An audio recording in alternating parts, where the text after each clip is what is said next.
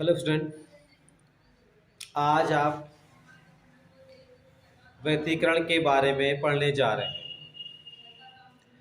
तो व्यतिकरण को इंग्लिश में कहते हैं, आप इंटरफेरेंस बोलते हैं। आप ये व्यतिकरण को इंग्लिश में बोला जाता है इंटरफेरेंस।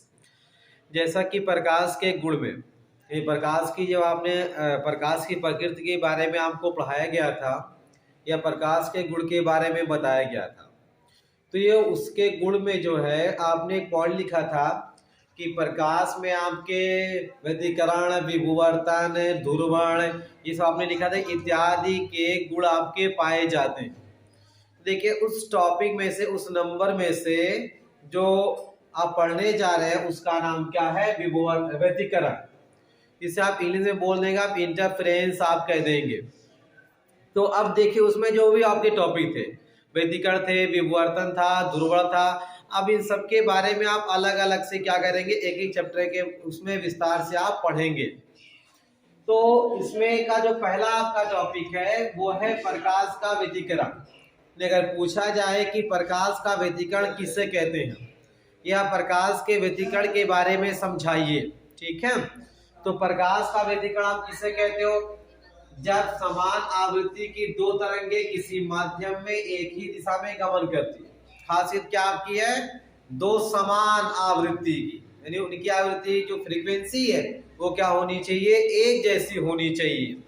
दो समान आवृत्ति की दो तरंगे किसी माध्यम में एक ही दिशा में गमन करें, यानी कोई मीडियम आपका हो और उस मीडियम में जो आपकी गमन करे, जो जा रही है, वो एक ही दिशा में जाए, वो अलग अलग दिशा में ना जाए। क्योंकि अगर अलग अलग दिशाओं में जाएंगी तो ये व्यतिकरण का जो गुण है उनमें आपका पाया ही नहीं जाएगा। तो दो समान आवृत्ति की आपकी क्या हो, आपकी दो तरंगे किसी माध्यम में एक ही दिशा में गमन करती हैं, तो माध्यम के प्रत्येक कण को एक साथ प्रभावित करेंगे। तो माध्यम में जितने भी आपके कण हैं उन कणों को क्या करेंगे? एक साथ प्रभावित करती है। ऐसा नहीं है कि जो माध्यम में कण आपके कुछ कणों को अलग प्रभावित करें, कुछ कणों को अलग प्रभावित करें। ये क्या करेंगे? इन सभी कणों को जो है, जो आपके मीडियम में मौजूद है, उन्हें क्या करेंगे? एक साथ जो है प्रभावित करेंगे, एक साथ उनके ऊपर क्या डालेंगे? इफेक्ट डालेंगे। तो इसमें आपको मिलेगा ये, जिस कारण किसी बिंदु पर प्रकाश की तीव्रता अधिकतम एवं किसी बिंदु पर तीव्रता न्यूनतम प्राप्त होती है, यह घटना प्रकाश का व्यतिकरण कहलाती है। तो अब इस कारण आपका क्या होगा? इस कारण आपका ये होगा, इस कारण आपका ये होना है कि किसी बिंदु पर जो प्रकाश की तीव्रता है वो आपकी अधिकतम होगी और किसी बिंदु पर आपकी क्या हो जाएगी? तीव्रता न्यूनतम प्राप्त हो जाएगी। तो ये देख रहे हैं आपकी, कभी आपकी तीव्रता न्यूनतम हो जा रही है, कभी आपकी अधिकतम जा रही है। तो ये गुण ही क्या कहलाएगा? प्रकाश का व्यतिकरण कहलाएगा, यानी प्रकाश का, लाइट का इंटरफेरेंस कहलाएगा आपका। ये पूछा जाए कि प्रकाश के व्यतिकरण से आप क्या समझते हैं, प्रकाश के व्यतिकरण को समझाइए, तो कह देंगे जब समान आवृत्ति की दो प्रकाश तरंगे किसी एक ही माध्यम में एक ही दिशा में गमन करती है, तो माध्यम के प्रत्येक कणों को क्या करती है? एक साथ प्रभावित करती है, जिस कारण किसी बिंदु पर प्रकाश की तीव्रता अधिकतम मिलेगी और किसी बिंदु पर तीव्रता क्या मिलेगी? न्यूनतम प्राप्त हो जाएगी। यह घटना ही क्या कहलाएगी? प्रकाश का व्यतिकरण कहलाएगी। पूछा जाए कि प्रकाश का व्यतिकरण समझाइए, प्रकाश के व्यतिकरण को समझाइए, या कहा जाए कि प्रकाश के व्यतिकरण को आप परिभाषित कीजिए, यह प्रकाश का व्यतिकरण किसे कहते हो आप? तो आप कह देंगे जब किसी माध्यम में समान आवृत्ति की दो आपकी प्रकाश तरंगे एक ही दिशा में गमन करती हैं, तो माध्यम के प्रत्येक कण को एक साथ प्रभावित करती है, जिस कारण किसी बिंदु पर प्रकाश की तीव्रता अधिकतम होती है तथा जिस कारण किसी बिंदु पर क्या प्रकाश की तीव्रता न्यूनतम प्राप्त होती है। यह घटना ही क्या कहलाती है? प्रकाश का व्यतिकरण कहलाती है। पूछा जाए कि बताइए प्रकाश का व्यतिकरण किसे कहते हैं, तो सीधे आप जो है ये इतना आप लिख देंगे, यही प्रकाश के व्यतिकरण के बारे में आपका हो गया। यदि पूछा जाए कि प्रकाश का व्यतिकरण किसे कहते हैं, कह देंगे जब समान आवृत्ति की दो प्रकाश तरंगे किसी माध्यम में एक ही दिशा में क्या करती हैं, आपकी गमन करती हैं, तो माध्यम के प्रत्येक कण को एक साथ प्रभावित करती है, जिस कारण किसी बिंदु पर प्रकाश की तीव्रता अधिकतम एवं किसी बिंदु पर तीव्रता न्यूनतम प्राप्त हो जाती है। यह घटना ही क्या कहलाती है, प्रकाश का व्यतिकरण कहलाती है। ये तो इतना आपका हो गया व्यतिकरण के बारे में। अब देखिए कुछ पॉइंट आपके और हैं, इनमें कुछ बिंदु आपको ऐसे मिलेंगे जिन पर तरंगे समान कला में मिलती है। कुछ बिंदु आपके ऐसे होते हैं जहां पर तरंगे कैसी मिलती है, समान कला में मिलती है आपकी। तो अगर समान कला में मिलेंगी तो वो कहलाएगा समपोषी व्यतिकरण। यानी अगर आपकी तरंगे किस कला में मिले, समान कला में मिलेंगी आपकी, तो वो क्या कहलाएगा, समपोषी व्यतिकरण कहलाएगा। या कहा जा सकता है कि अधिकतम प्रकाश प्राप्त होता है, और जहां आपके समान कला में मिलेंगी तो जानिएगा वहां पर क्या मिलेगा, प्रकाश आपका अधिकतम प्राप्त होगा। और कुछ बिंदु आपके ऐसे होते हैं जहां आपके जिन पर तरंगे विपरीत कला, कुछ बिंदु आपके ऐसे मिलेंगे जिन पर तरंगे विपरीत कला में मिलती है। तरंगे कैसी मिले, आपकी विपरीत कला में मिले, तो वहां वो क्या कहलाएगा, आपका विनाशी व्यतिकरण कह देंगे, विनाशी व्यतिकरण आपका प्राप्त हो जाता है। अब यहाँ पे देखो, इसमें आपने कहा था कि अधिकतम प्राप्त होता है, यहाँ प्रकाश अधिकतम प्राप्त होगा। जब विनाशी आपका होगा तो यहाँ प्रकाश कैसा मिलेगा, आपका न्यूनतम प्राप्त हो जाएगा। क्या हो जाएगा, न्यूनतम आपका प्राप्त हो जाएगा। एक बार फिर से आप जानिए कि प्रकाश का व्यतिकरण होता क्या है। ये समपोषी व्यतिकरण क्या है, ये आपका विनाशी व्यतिकरण आपका क्या है। तो पहली बात करते हैं प्रकाश के व्यतिकरण की। प्रकाश का व्यतिकरण आप किससे कहते हो, कह देंगे जब समान आवृत्ति की दो प्रकाश तरंगे किसी माध्यम में एक ही दिशा में गमन करती है, तो माध्यम के प्रत्येक कण को एक साथ क्या करती है, प्रभावित आपकी करती है, एक साथ प्रभावित आपकी कर देगी, जिस कारण किसी बिंदु पर प्रकाश की तीव्रता अधिकतम तथा किसी कुछ बिंदुओं पर आपकी प्रकाश की तीव्रता न्यूनतम प्राप्त आपकी हो जाती है। यह घटना ही क्या कहलाएगी, प्रकाश का व्यतिकरण कहलाएगी। इतना क्लियर आपका हो गया। पूछा जाए कि प्रकाश का व्यतिकरण आपका क्या होता है, प्रकाश के व्यतिकरण को समझाइए, तो प्रकाश का व्यतिकरण यानी लाइट ऑफ इंटरफेरेंस किन्हें आप कहते हो, लाइट प्रकाश का व्यतिकरण किसे कहा जाता है, कह देंगे इसमें मिनिमम आपकी दो आपकी तरंगे होनी चाहिए, इसमें दो समान आवृत्ति की आपकी दो तरंगे होनी चाहिए, और एक मीडियम आपको ले लेना। उस मीडियम में क्या हो जाए आपके, वो एक साथ आपकी एक ही दिशा में गमन करें, उनको एक ही दिशा में आपको छोड़ना है। तो ये क्या करेगी, माध्यम के प्रत्येक कण को एक साथ प्रभावित करेगी। ये क्या करेंगे, तो माध्यम के प्रत्येक कण को एक साथ प्रभावित करते हैं आपके, जिस कारण किसी बिंदु पर प्रकाश की तीव्रता न्यूनतम तथा किसी बिंदु पर तीव्रता अधिकतम प्राप्त होती है। यह घटना क्या कहलाएगी, प्रकाश का व्यतिकरण कहलाती है। टॉपिक क्लियर है आपका। पूछा जाए व्यतिकरण आपका क्या है प्रकाश का, तो क्या कह देंगे, जब समान आवृत्ति की दो तरंगे, जब समान आवृत्ति की दो तरंगे किसी ऐसे माध्यम में क्या हो, एक ही माध्यम में गमन करे, तो माध्यम के प्रत्येक कण को क्या करेंगे, एक साथ जो है वो प्रभावित करती है, तथा कुछ बिंदुओं पर प्रकाश की तीव्रता अधिकतम तथा कुछ बिंदुओं पर प्रकाश की तीव्रता न्यूनतम आपकी प्राप्त होती है। यह घटना क्या कहलाएगी, प्रकाश के व्यतिकरण कहलाएगी। अब उसमें दो पॉइंट आपको और बताया गया, एक बताया गया समपोषी व्यतिकरण, एक क्या बताया गया, विनाशी व्यतिकरण। समपोषी व्यतिकरण किसे कहोगे आप, विनाशी व्यतिकरण आप किसे कहोगे। तो समपोषी व्यतिकरण आप किसे कह देंगे, कहते हैं कुछ बिंदु ऐसे होते हैं, कुछ बिंदु आपके ऐसे होते हैं जिन पर तरंगे समान कला में मिलती है। कह देंगे कुछ बिंदु ऐसे होते हैं जहां पर तरंगे समान कला में मिलती हैं, तो वहां समपोषी व्यतिकरण आपका प्राप्त हो जाता है। कह देंगे कुछ बिंदु ऐसे होते हैं जिन पर तरंगे समान कला में मिले, वो कहलाएगा संपोषी व्यतिकरण आपका कहलाएगा या प्राप्त होगा। और कह देंगे जहां, तो इस मतलब संपोषी व्यतिकरण का मतलब ये हुआ आपका कि वहां प्रकाश अधिकतम आपको प्राप्त हो जाएगा। अब कुछ बिंदु आपको ऐसे मिलते हैं जिन पर तरंगे विपरीत कला में मिलेंगी, कुछ बिंदु आपके ऐसे होंगे जहां पर तरंगे क्या होती हैं, एक दूसरे के विपरीत आपकी मिलती है। इसका मतलब ये हो जाएगा कि वो व्यतिकरण क्या कहलाएगा, विनाशी व्यतिकरण आपका कहलाएगा। और विनाशी व्यतिकरण का जो सेंस आपका हो जाएगा, उसका मतलब ये यहाँ पर हो जाएगा कि वहां प्रकाश क्या हुआ, न्यूनतम आपका प्राप्त हो गया। तो एक हो गया हमारा संपोषी व्यतिकरण, एक हो गया हमारा विनाशी व्यतिकरण।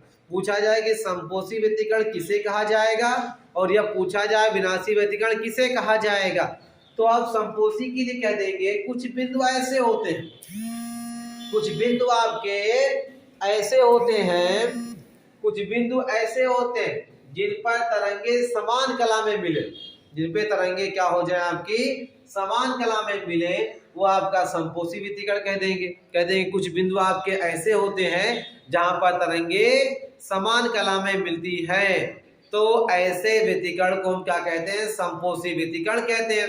अगर आप विनाशी की बात करिए, पूछा जाए विनाशी व्यतिकरण किसे कहते हैं, कह देंगे कुछ बिंदु आपके ऐसे होते हैं, कुछ बिंदु ऐसे होते हैं जिन पर तरंगे विपरीत कला में मिलती हैं, वहां विनाशी व्यतिकरण आपका प्राप्त हो जाएगा।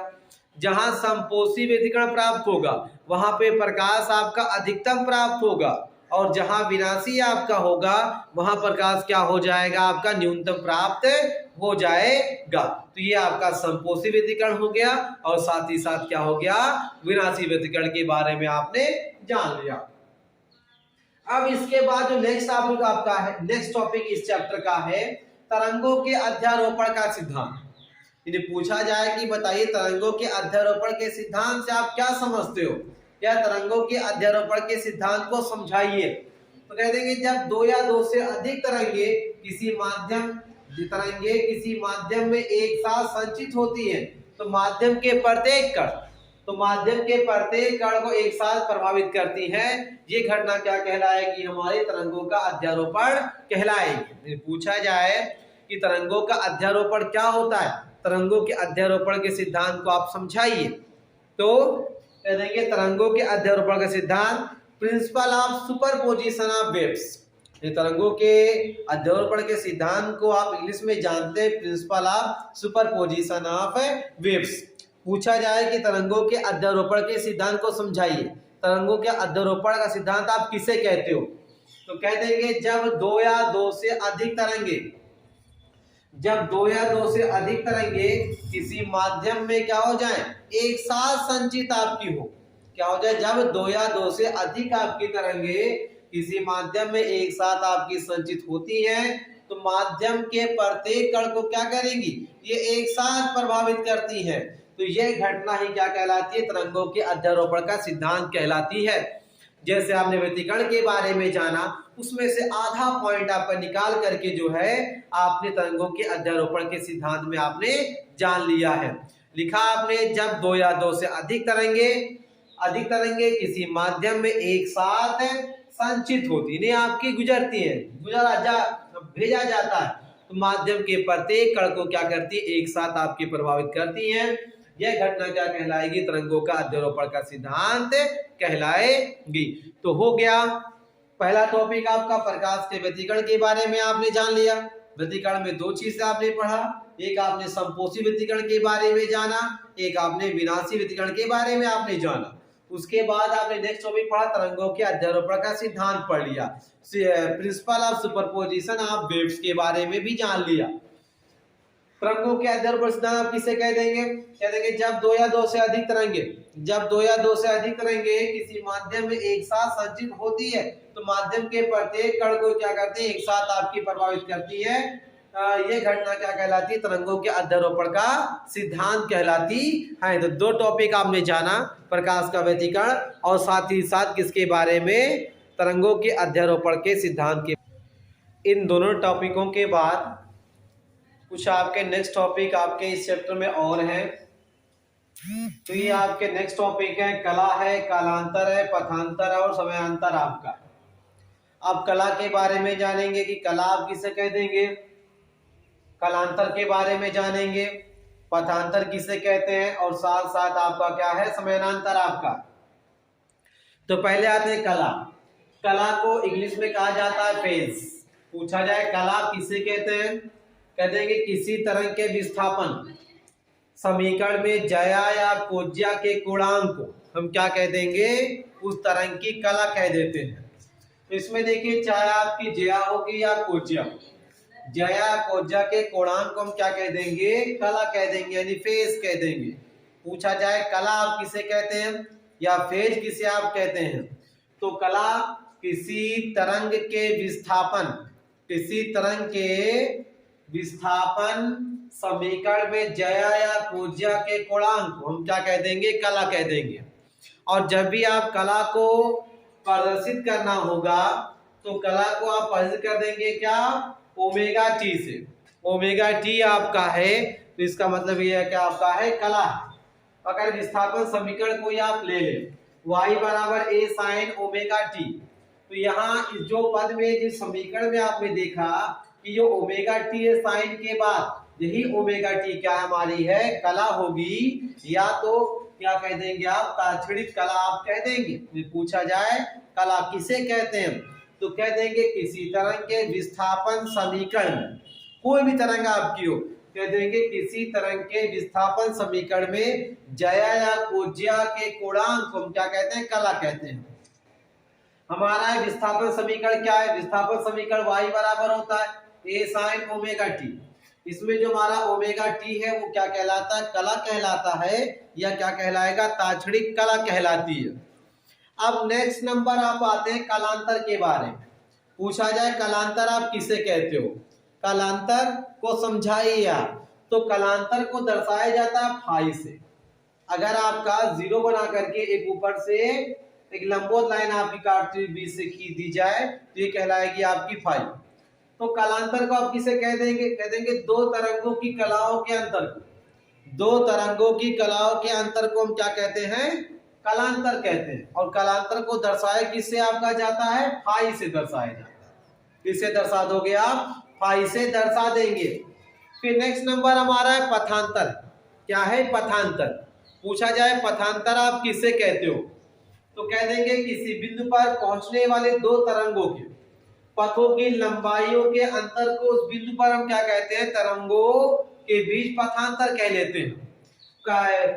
पथांतर को दर्शाया जाता है डेल्टा एक्स से दर्शाया जाता है। ये त्रिभुज बना होगा और एक्स लिखा होगा, तो अगर डेल्टा एक्स आपका है तो ये क्या कहलाएगा, पथांतर कहलाएगा। पूछा जाए पथांतर किसे कहते हैं, कह देंगे किसी बिंदु पर पहुंचने वाली दो तरंगों के पथों की लंबाइयों के अंतर को हम क्या कह देंगे, उस बिंदु पर तरंगों के बीच क्या बोल देंगे, पथांतर बोल देंगे। पूछा जाए पथांतर का सूत्र क्या है, पथांतर को दर्शाया किससे जाता है, तो पथांतर को डेल्टा एक्स से दर्शाया जाता है। और डेल्टा एक्स बराबर आपका फार्मूला होता है लैम्डा अपान 2 पाई इंटू आपका फाई होता है। डेल्टा एक्स बराबर लैम्डा अपान 2 पाई इंटू क्या आपका होता है, फाई। ये हमारा हो गया पथांतर। ये पथांतर के बारे में आपने जान लिया। पथांतर को किससे दर्शाते हैं, डेल्टा एक्स से दर्शाते हैं। पूछा जाए कि पथांतर किसे कहते हैं, किसी बिंदु पर पहुंचने वाली, किसी बिंदु पर पहुंचने वाली दो तरंगों के पथों की लंबाइयों के अंतर को, जो दो तरंगे हैं उन दोनों तरंगों के पथों की लंबाइयों का जो आप अंतर निकालेंगे वही अंतर क्या कहलाएगा, उसका पथांतर कहलाएगा। पथांतर को डेल्टा एक्स से दर्शाया जाता है। डेल्टा एक्स बराबर हमारा क्या हो जाएगा, लैम्डा अपान 2 पाई इंटू फाई आपका हो जाएगा। अब नेक्स्ट पॉइंट आपका है समयांतर आपका।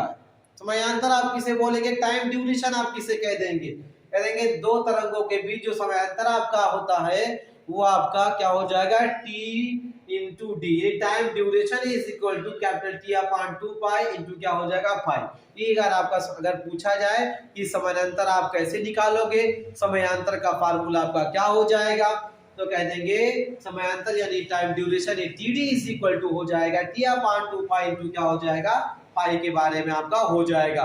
तो ये आपने चार और अलग से जो है आपने जो है पढ़ लिया इसके बारे में। किसके किसके बारे में, कला के बारे में पढ़ लिया आपने, कलांतर के बारे में पढ़ लिया, पथांतर के बारे में पढ़ लिया, और साथ साथ किसके बारे में पढ़ लिया, समयांतर के बारे में आपने पढ़ लिया। पहले पूछा जाए कला, कला मतलब फेस, आप कला किसे कहते हैं, कह देंगे किसी तरह के विस्थापन समीकरण में जया या कोज्या के कोणांक को हम क्या कह देंगे, कला कह देंगे। क्या कह देंगे, कला कह देंगे। और यहाँ पे हमने क्या दिखाया, एक विस्थापन समीकरण दिखा भी दिया है, y बराबर ले लिया a sin ओमेगा t ले लिया है।